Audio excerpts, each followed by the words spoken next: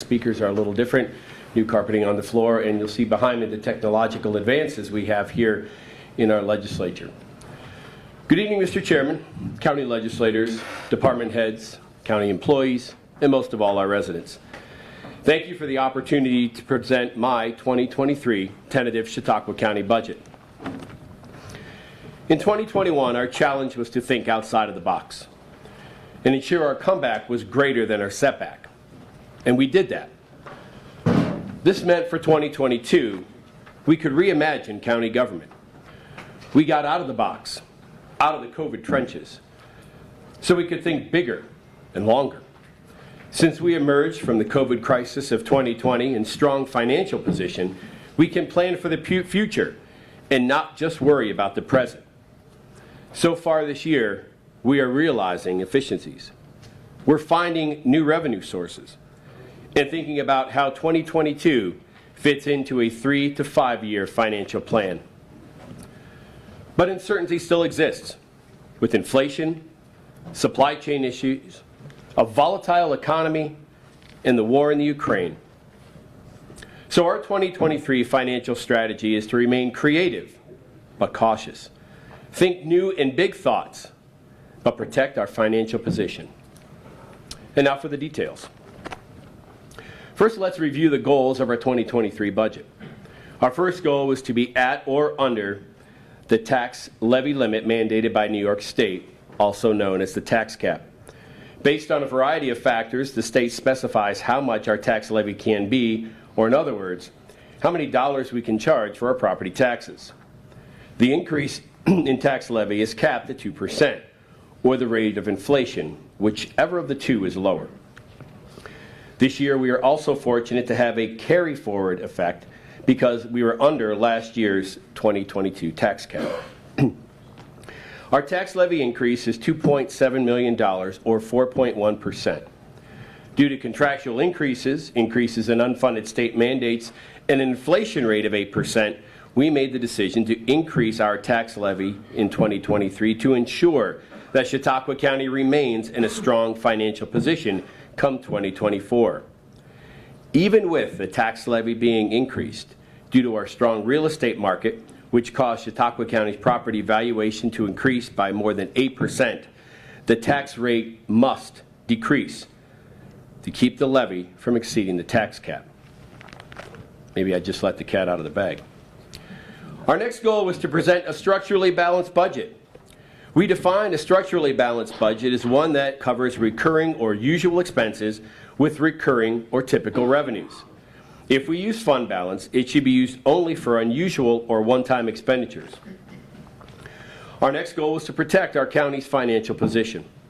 One way to achieve this goal was to maintain that fund balance. Our financial management policy states our fund balance should be between 5 and 15% of revenues. The fund balance is essentially the county savings account. A surplus at the end of the fiscal year results in an increase in the fund balance, and likewise a deficit results in a decrease. The current general fund balance projection for 2022 is $29 million, or 11.6% of revenues. To further explain why the fund balance is an important part of our financial position, let's take a look at our fund balance over time. As you see, the orange bars show the amount of fund balance. The lower line is the lower limit of our target range, and the upper line is the upper limit. We have always been in compliance with this policy.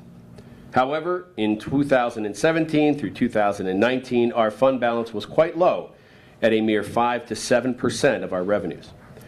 Because we performed better, budgeted better, we were able to increase and have surpluses in 2020 and 2021.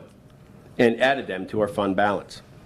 At the end of this year and into next year, general fund balance is expected to be between 12 and 13% of our revenues. Even though this is above the midpoint of our target range, it is important to maintain our fund balance so we can protect our financial position. Another way to protect our financial position is to be mindful of national and international events that are causing financial uncertainty. Inflation, war, commodity shortages, volatile financial markets are just some of the factors that could possibly have a negative effect on our financial position. And in spite of our current economic uncertainties, we are optimistic about our financial performance in 2022. So far this year, our financial results compare favorably with our budget. However, it is important to maintain our conservative approach to our financial management strategy. We want to safeguard our recent financial successes so we can manage any future financial threats. Our final goal was to increase our investment in capital assets. The recent capital project review process revealed many needs for capital investments, so we wanted to commit a significant amount of funds to these needs.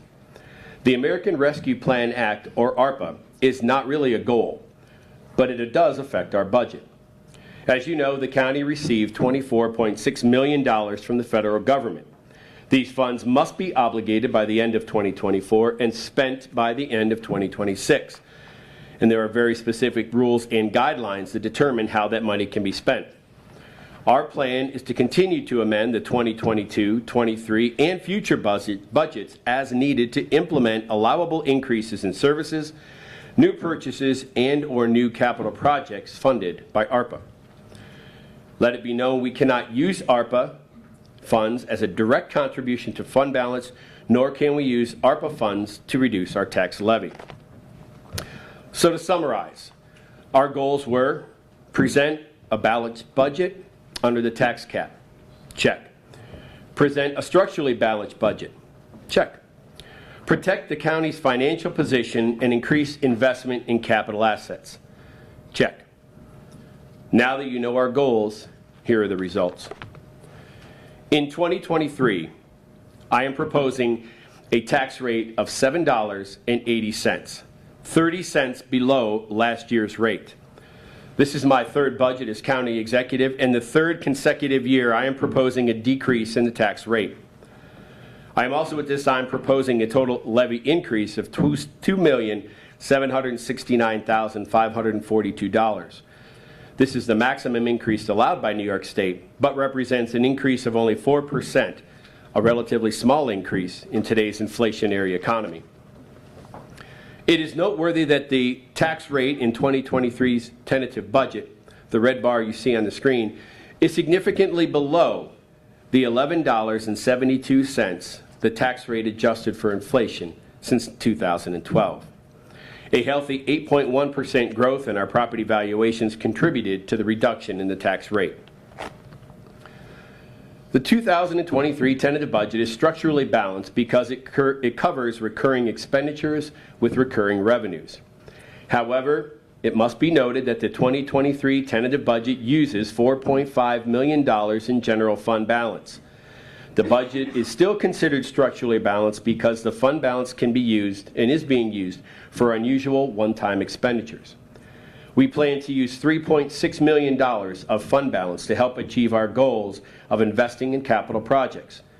These projects include new snowplow trucks, a new multi-use athletic facility at Jamestown Community College, and improvements in roads, bridges, and other county infrastructure.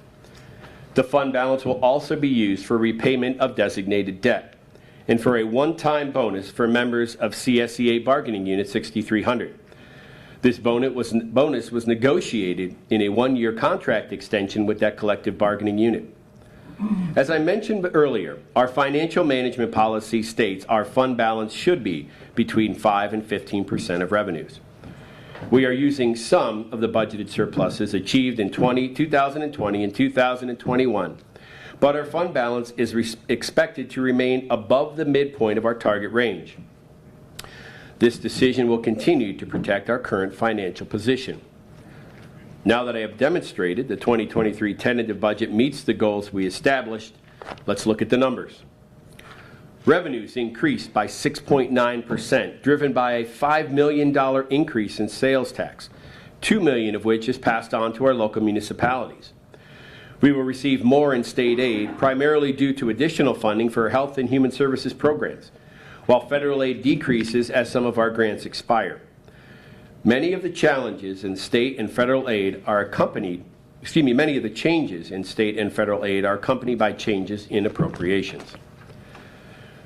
Our sales tax receipts in 2021 the blue line, reflected a strong recovery of consumers' return to pre-pandemic spending habits, and sales tax on all online purchases continued to generate additional revenue. The 2023 tentative budget for sales tax, the gray line as you see, is equal to the actual receipts of the last fully audited year of 2021. The pro forma, or the red dotted line, represents sales tax receipts as if they had increased at an average growth rate from 2017 through 2019. The pro forma suggests that the 2023 proposed sales tax is consistent with growth trends prior to the pandemic. Expenditures increased 6.5%. Personal services increased 7.7% due to contractual changes and additional positions, many of which are grant funded. The 2023 budget reflects settled contracts for all collective bargaining units, including the recently settled contract extension with CSCA 6300. For Unit 6300, the 2023 tentative budget includes a 3% increase in base pay and a one-time bonus of $750. Contractual costs increased, but as I mentioned earlier, much of these increases are offset by increases in revenue. Our new funded positions total 23, including additions to our staff of public defenders, school resource officers, and emergency medical technicians. Other positions that were added will expand services in cold case investigations, emergency medicine, and economic development. As I pledged in my 2022 State of the County address, I intend to invest in public safety. These new positions demonstrate my commitment to making Chautauqua County a safer place for all of our residents. I am proud of the many accomplishments we were able to include in the 2023 budget. This budget maintains services and programs in an uncertain inflationary economy, while staying within the tax cap and maintaining a healthy fund balance. Our sales tax budget is attainable, and our occupancy tax budget is conservative and, again, attainable. Capital projects include investments in heavy equipment, our airports, information systems, emergency response systems, and the JCC campus, all without incurring new debt. This year, we continue to capitalize on our opportunities. I believe our sales and occupancy tax, as I've said before, our collections will continue to grow, and we will continue to use grant funds to our advantage. We have already received new grants in health and human services, mental hygiene, and law enforcement. We are investigating opportunities for funding from the bipartisan infrastructure bill and thinking about how to repurpose ARPA funds if projects in the current spending plan can be funded from other sources. We continue to look for new and better ways to deliver or expand our services. As I stated in my State of the County address, my continued focus is to provide efficient, effective county government. We have redesigned office spaces to better serve the needs of our residents and our employees. We are also discussing ways to reorganize and centralize financial functions and social services. I am confident that the 2023 tentative budget empowers the county to make opportunities a reality and provides for a plan of continued financial success in Chautauqua County.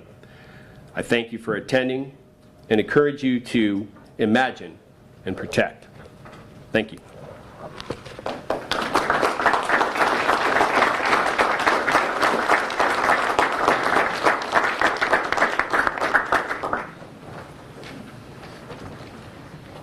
Thank you, Mr. County Executive.